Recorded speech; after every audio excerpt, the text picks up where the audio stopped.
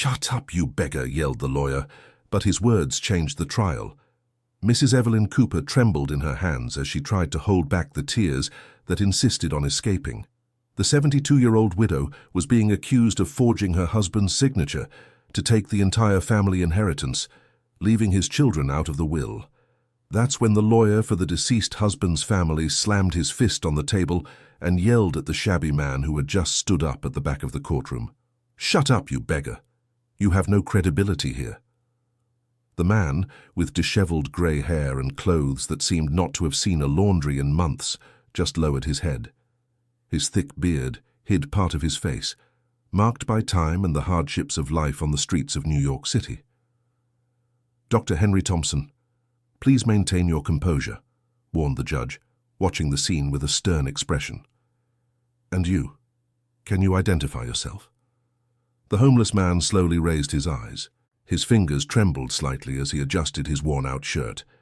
"My name is Joseph William Bennett, Your Honor. I saw what happened that night." Dr. Henry snorted with disdain, adjusting his glasses. "This man has been sleeping in the square in front of the notary's office for years. He's an alcoholic, has nowhere to go." "I saw the lady crying that night," interrupted Joseph, his voice gaining strength. "But it wasn't her who entered the notary's office." The entire courtroom fell silent. Mrs. Evelyn raised her head, surprised. Lawyer Henry visibly paled. Joseph continued, now with an eloquence that surprised everyone. "It was a Tuesday, March 23rd. It was drizzling. Mrs. Evelyn was sitting on the park bench crying a lot. I was under the awning of the building across the street, trying to shelter from the rain." "That proves nothing," Henry tried to interrupt, but the judge gestured for him to continue. "I saw when a black car arrived, a Camry model. You got out of it, Dr. Henry, and entered the notary's office using a key. It was almost 11 at night." The revelation caused a murmur in the courtroom. Mrs. Evelyn brought her hand to her chest, incredulous. "He's making it up. How would this homeless man know such details?" Henry was visibly nervous now. "Because I wrote everything down," Joseph said calmly, pulling a worn-out notebook from his shirt pocket. "I learned that it's important to record things, even when no one believes us." The prosecutor stood up. "Your Honor, I would like to examine these notes." As the notebook passed from hand to hand, Joseph looked directly at Henry. "You stayed in there for 43 minutes. When you came out, you were carrying a brown briefcase. The same briefcase I used to see Mr. Walter Cooper carry every Thursday when he came to visit his wife in the square." Mrs. Evelyn widened her eyes. "Walter came to the square every Thursday, but he told me he was working." The pain in the widow's voice was palpable. Joseph looked at her kindly. "Yes, he did, Mrs. Evelyn. He would watch you from afar. He always commented to me how he missed the times when you used to sit together on that bench to talk." You knew my husband?" she asked, her voice choked. "Yes, I did. Mr. Walter always stopped to talk with me. He gave me a snack, sometimes some change. He was a good man, with a soft heart." Henry tried to pull himself together. "All this is fantasy. This man clearly has mental problems." But Joseph continued, unperturbed. "Mr. Walter told me that you got married in 1974 at the Sacred Heart Church, that your first house was on Palm Street, number 42, that Mrs. Evelyn made the best condensed milk pudding in New York City." Mrs. Evelyn began to cry, but now they were tears of recognition. "How do you know all this?" "Because your husband was suffering greatly, Mrs. Evelyn Cooper. He told me that the children from his first marriage were pressuring him to change the will. They said you had only married him for his money." The courtroom was completely silent. Even Henry stopped protesting. "Mr. Walter would get very sad about this. He said you had built a beautiful life together, but that the children couldn't see it. He was torn between his love for you and the pressure from his family." Joseph paused, looking around the courtroom. "The last time we spoke, 3 days before he passed away, Mr. Walter told me he had made a decision, that he would put everything in writing clearly, so there would be no doubt about his feelings for Mrs. Evelyn Cooper." Dear listener, if you're enjoying the story, please take a moment to like the video and especially to subscribe to the channel. It really helps us who are just starting out. Now continuing. The prosecutor stood up again. Your Honor, I request an examination of the disputed document, and I would also like to investigate how Dr. Henry Thompson gained access to the records office outside of business hours.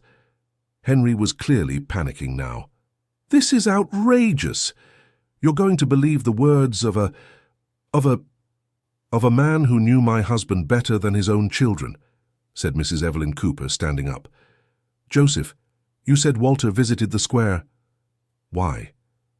Joseph took a deep breath. Because he missed it, Mrs. Evelyn Cooper.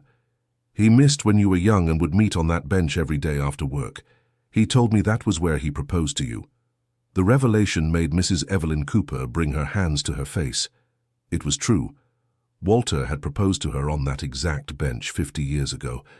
He said that after you got married, life got too busy, and you stopped going to the square, Joseph continued. So he would go back alone, remembering the happy times. Why did you never tell me you saw him there? Asked Mrs. Evelyn Cooper. Because Walter asked me not to tell. He was embarrassed. He thought you would think he was being silly, a sentimental old man. Henry tried one last move.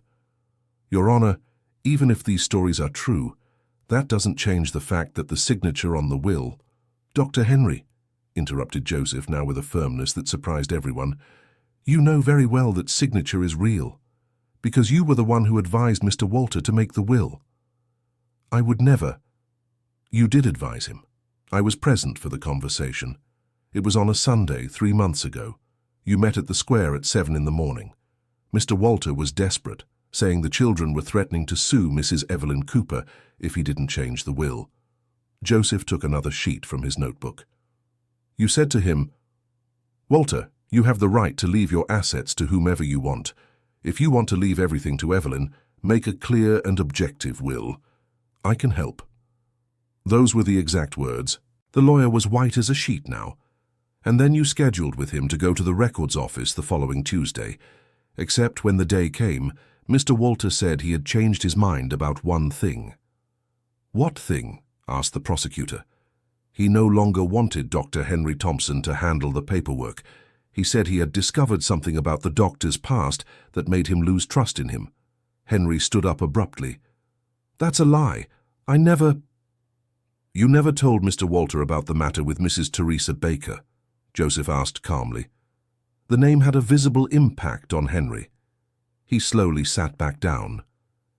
Mr. Walter discovered that you had convinced Mrs. Teresa to change her will 2 years ago, leaving a considerable portion of the estate to the doctor himself as a service fee.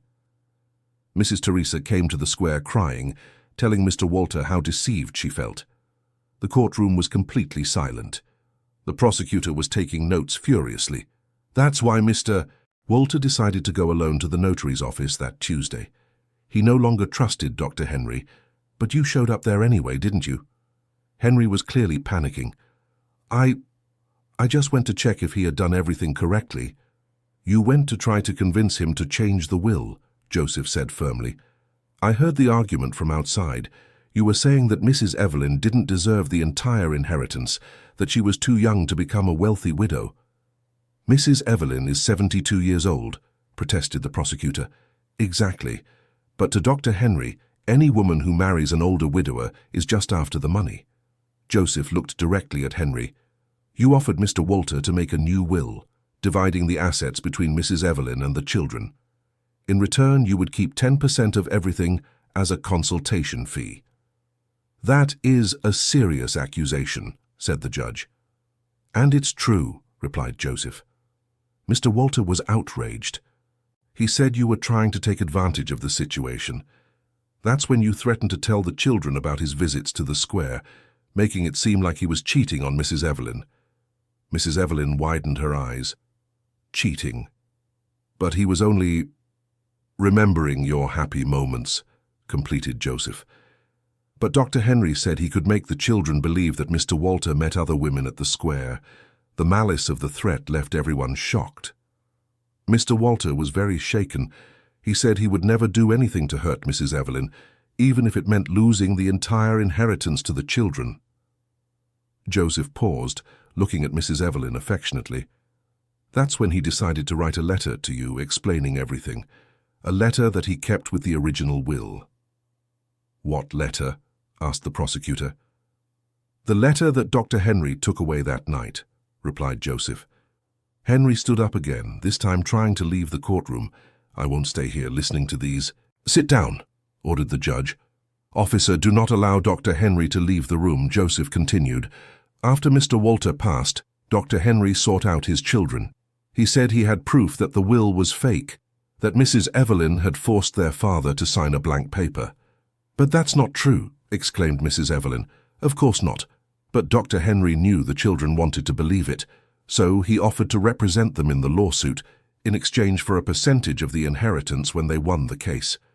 The wickedness of the plan was becoming clear to everyone." "You told them about Mr. Walter's visits to the square, but twisted everything. You said he met prostitutes there, that he was losing his mind, that Mrs. Evelyn was taking advantage of it." Mrs. Evelyn was crying now, but Joseph continued gently. "The children believed because they wanted to believe. And Dr. Henry offered the perfect solution, a lawsuit that would prove their innocence and your guilt." "Where is the letter that Walter wrote?" asked the prosecutor. Joseph looked directly at Henry.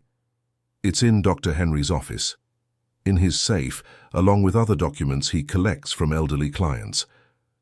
"This is a very serious accusation," said the judge. "And it's true. Dr. Henry has been doing this for years. He convinces widowers and widows to change their wills, always keeping a portion of the assets. When clients refuse or discover the scheme, he steals the original documents and makes up stories about forgery." The prosecutor stood up. "Your Honor, I request a search and seizure of Dr. Henry's office." "Granted," the judge responded immediately. Henry was visibly desperate now.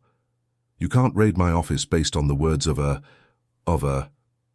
man who has more integrity than you will ever have," said Mrs. Evelyn Cooper, looking at Joseph with gratitude. Joseph smiled sadly. "Mr. Walter was a good man, Mrs. Evelyn.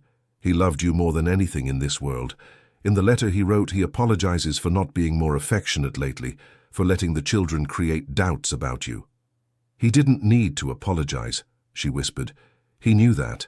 But he wanted you to know that every day by your side was a blessing, that if he could live it all again, he would choose you 1,000 more times." Joseph's words deeply touched not only Mrs. Evelyn but everyone present in the courtroom. "How do you know all this?" she asked. "Because Mr. Walter read the letter to me in the square 2 days before he passed. He was afraid something might happen to him and wanted someone to know the truth." Joseph paused, looking around the courtroom. "He made me promise that if you ever needed it, I would tell everything I knew, even knowing that maybe no one would believe me." "Why didn't he give me the letter personally?" asked Mrs. Evelyn. "Because he wanted to wait for the children to accept you. He thought if he gave you the letter before, it would seem like he was trying to justify himself. He hoped that one day everyone could be a real family." The sadness in Joseph's voice was palpable. Dear listener, if you're enjoying the story, please take a moment to like and especially subscribe to the channel. It really helps us who are just starting out. Now continuing. The court officer returned with documents from Henry's office. The prosecutor quickly examined the papers. "Your Honor, we found not only the mentioned letter, but evidence of at least 12 similar cases in the last 5 years." The courtroom erupted in murmurs. Henry was completely defeated. "Joseph," said Mrs. Evelyn, approaching him, "how can I thank you?" "No need to thank me, Mrs. Evelyn. I just kept a promise." "But you risked so much to defend me." Joseph shook his head. "I risked nothing. People like me have nothing to lose but you. You were losing not only the inheritance, but the memory of the love you lived with Mr. Walter. You knew my husband better than I imagined. Mr. Walter talked about you all the time, about the first meeting in the square, when you dropped your Columbia University books, and he helped pick them up, about the first kiss under the IP tree, about the simple but love-filled wedding. Every memory Joseph shared made Mrs. Evelyn's eyes shine. He talked about how you took care of him when he got sick 10 years ago, about how you gave up your own dreams to be by his side, about how even after so much time together, you still made sure to fix your hair every morning before he woke up. "He noticed that?" she asked, moved. He noticed and felt like the luckiest man in the world. He said waking up every day next to you was like winning the lottery. Joseph's words were restoring not only legal justice, but the emotional memory of a marriage that had been tainted by accusations. Mr. Walter also told me about the plans you had for after retirement, the trip to Aspen you always wanted to take, the beach house you wanted to buy, the garden you planned to cultivate together. He remembered all that, whispered Mrs. Evelyn Cooper. He remembered and planned. In fact, he had already set aside the money for the trip. It's in a savings account he opened in your name, without telling anyone. How do you know that? Because he showed me the document. It was kept together with the letter. He wanted to surprise you on your anniversary. Mrs. Evelyn began to cry again, but now they were tears of joy and longing. Joseph, you saved much more than my inheritance. You saved the memory of my marriage. The trial was suspended so the authorities could fully investigate Henry's scheme. But before everyone left, the judge made sure to speak with Joseph. Mr. Joseph, your courage and integrity honored this court today. If there is anything we can do to help you— Joseph gently shook his head. Thank you, Your Honor, but I have everything I need. You have nowhere to live, nowhere to work. I have the square, I have the people who pass by there every day. I have stories to tell and stories to hear. For me, that is wealth enough. Mrs. Evelyn approached again. Joseph, please, let me help. I can arrange a place for you to stay, a job. Mrs. Evelyn, you have already helped me more than you know. How so? Meeting Mr. Walter, hearing his stories about you made me believe in true love again. After so many years on the streets, seeing only the bad side of people, meeting a man who loved his wife so much, that gave me hope. Joseph looked out the courthouse window where the square could be seen in the distance. Besides, someone needs to be there for the other people who pass by, for the other Walters who will show up, needing someone to talk to. But what about your future, your dreams? Joseph smiled. My dream today was to see justice done, to see you recover not just the assets, but the dignity and happy memory of your marriage. That dream came true. In the following weeks, Henry's case gained attention in the city. Several other families sought justice, reporting similar situations. Joseph was called to testify in several lawsuits, always maintaining his simple and dignified posture.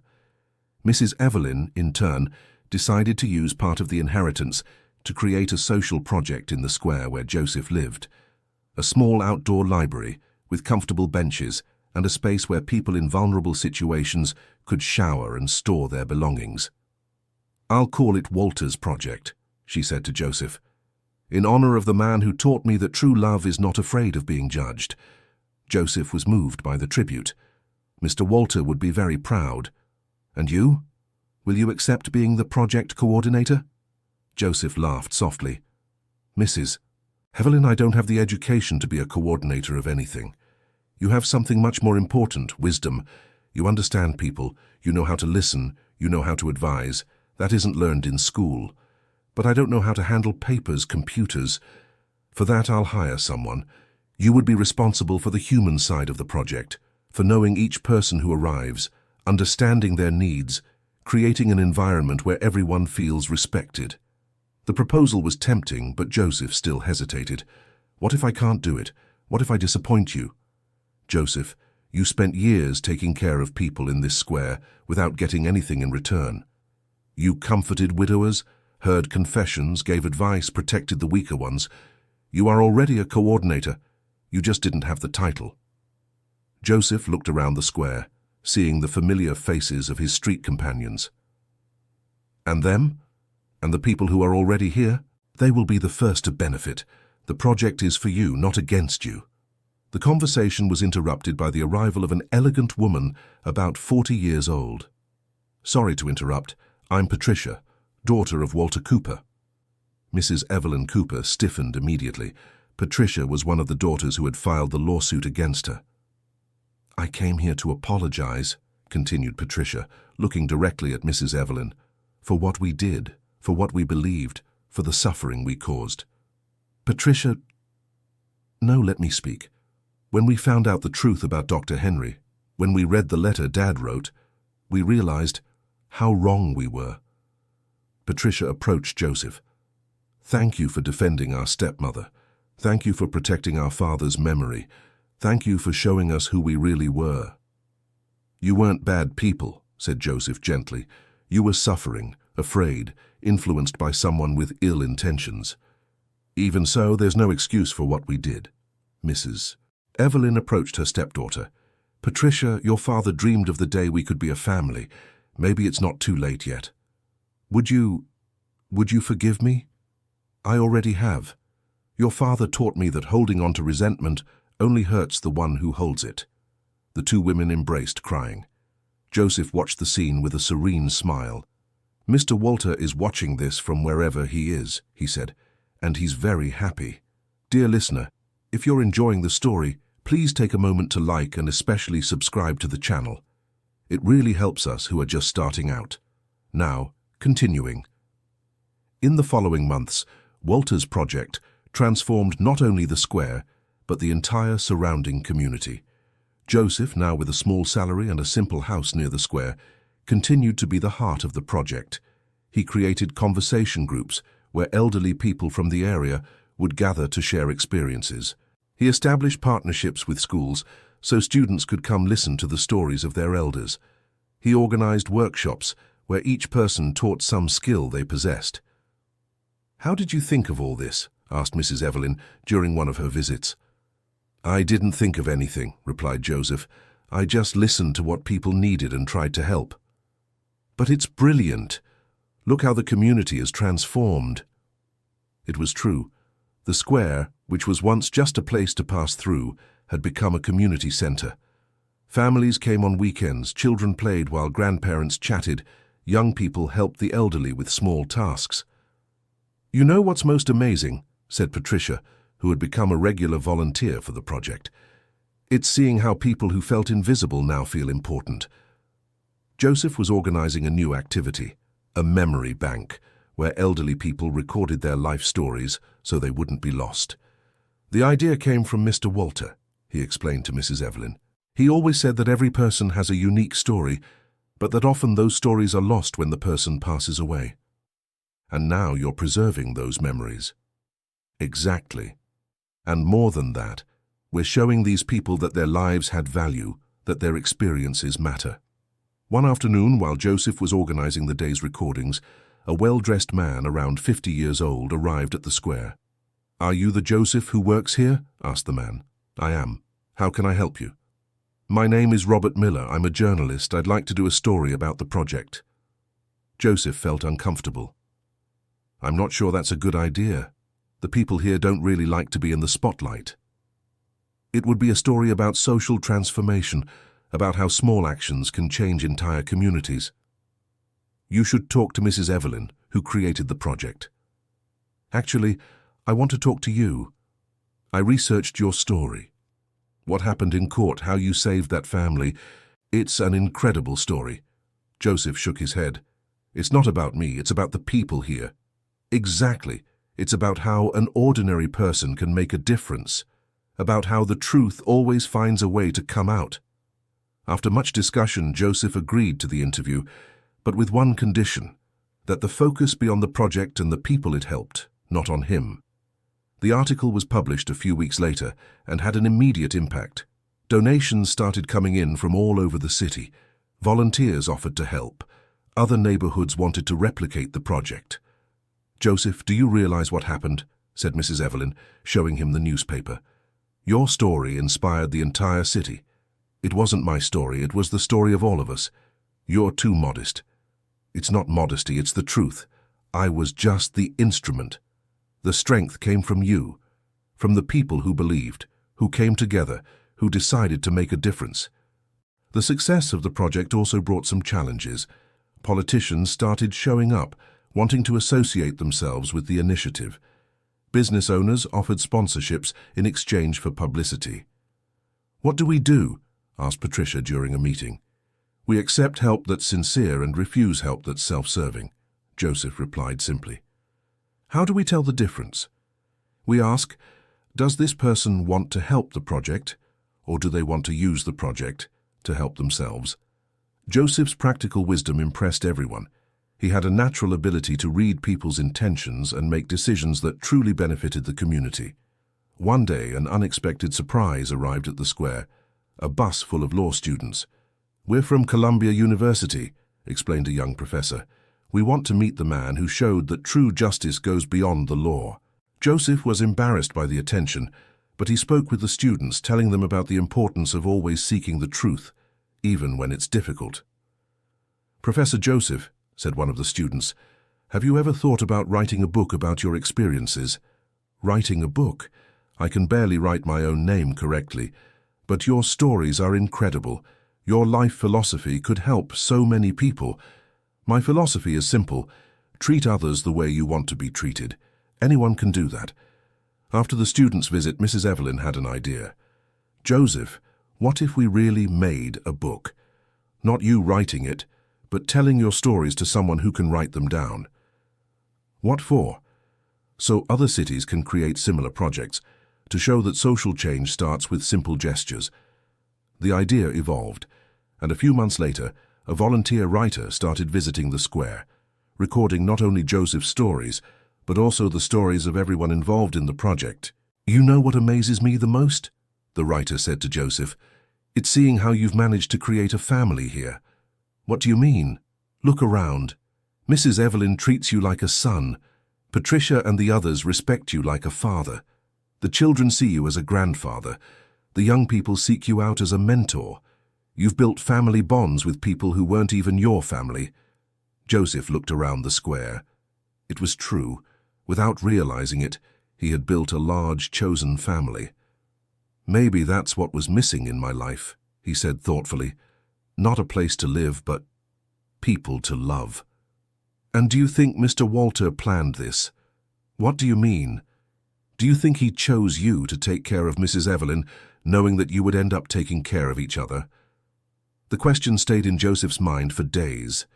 Had Walter foreseen that his widow and the homeless man would become an unlikely but true family?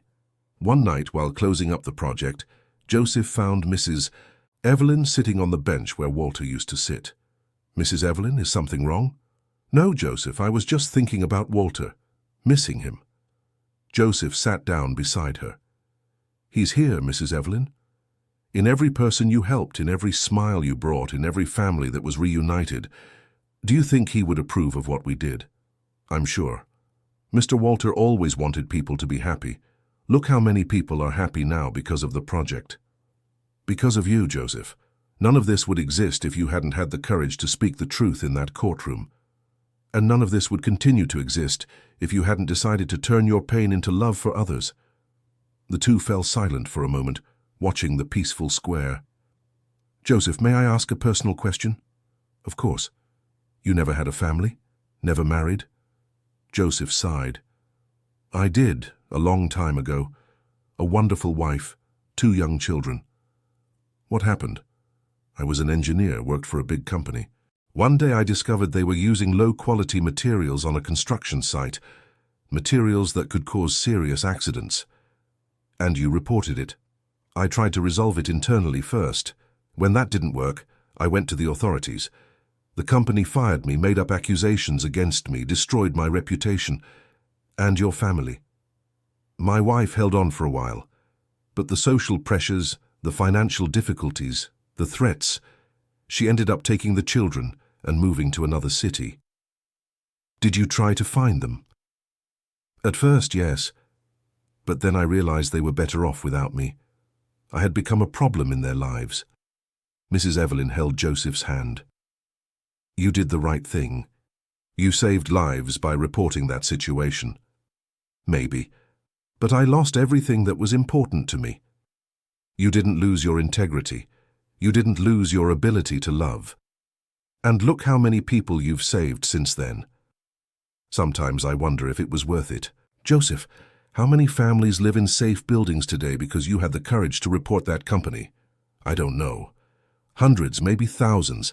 How many children grew up happy in homes that didn't collapse because you prevented bad materials from being used?"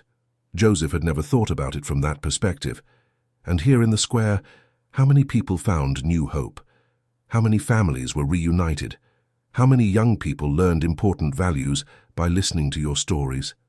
Mrs. Evelyn, your life wasn't in vain, Joseph. Your life has been a blessing to hundreds of people, including me. The words touched Joseph's heart deeply. For the first time in decades, he felt truly valued. Thank you for saying that. It's true, and I'm sure your wife and children, wherever they are, would be proud of the man you've become. A few weeks later, the unthinkable happened. During a project event, a woman around 50 years old hesitantly approached Joseph. "Excuse me, are you Joseph William Bennett?" Joseph looked at her, sensing something familiar. "I am, why?" "I'm Margaret Bennett. Your ex-wife." The world stopped for Joseph. After so many years, there was the woman he had loved more than anything in life. "Margaret, how did you—" "I saw the article in the newspaper. I recognized you in the photo. I came from Newark as soon as I could." "And the children?" "They're not children anymore. Richard is 28. Lucy is 25. Both graduated from university, are well established." Joseph didn't know what to say. The shock was immense. I don't know what to say." "May I sit?" Joseph nodded yes, still in disbelief. "Joseph, I came here to ask for forgiveness." "Forgiveness? Margaret, you did nothing wrong. You protected our children. I abandoned you when you needed me most, when you were being persecuted for doing the right thing. You did what you thought was best for the children. I did what I thought was easiest for me. I was afraid, Joseph, afraid of the threats, afraid of poverty, afraid of facing the world by your side." Margaret was crying now. "I was young, scared. I believed them when they said you were a troublemaker, a man who would never be able to pick himself up again. Margaret, but you did. In a way I never imagined. You became a hero to hundreds of people. I'm nobody's hero." "Yes, you are. Read the messages that come to the project. See how much people care for you. See the transformation you've brought to this community." Margaret took an envelope out of her pocket. "The boys wrote you a letter. They want to meet you." Joseph held the envelope with trembling hands. "Do they know the truth about what happened?" "They do. I told them everything when they grew up. I told them about your courage, about how you chose to protect strangers even though you knew you would lose everything. And they weren't angry with me for leaving you to struggle. They were proud to have a father with integrity, even if he was absent." Joseph carefully opened the letter. His children's words moved him deeply. They spoke about how honored they felt to be his children, how they admired his journey, how they would like to reunite with their father. "They want to see me? They're waiting for you to say yes. Richard is an engineer, just like you were. Lucy is a social worker. Both of them work helping people. They followed my example. They followed their hearts. They chose professions where they can make a difference in people's lives." Mrs. Evelyn, who had witnessed the entire conversation from a distance, approached.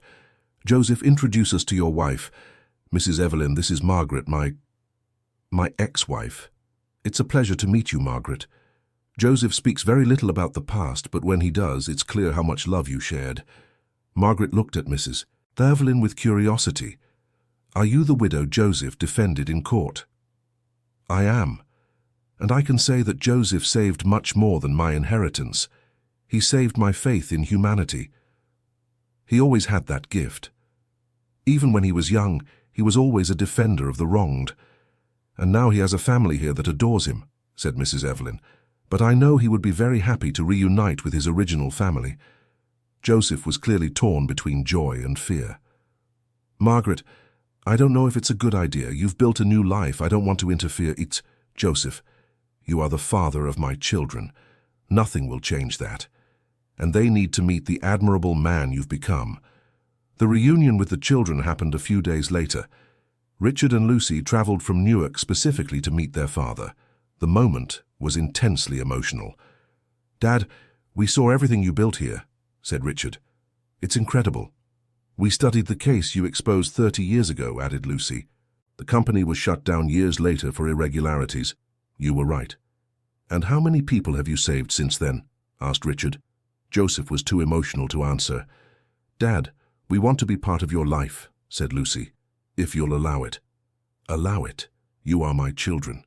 You have always been the most important thing in my life." "Then let's rebuild our family," said Margaret, "differently, respecting the lives each of us has built, but as a family." The following months were a time of adjustment and reconnection. Margaret began visiting New York City regularly again, bringing the grandchildren Joseph didn't even know he had. Richard and Lucy became volunteers for the project, applying their professional knowledge.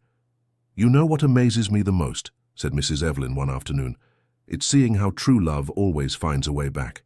"How so?" "You and Margaret, separated for decades, but deep down you never stopped loving each other.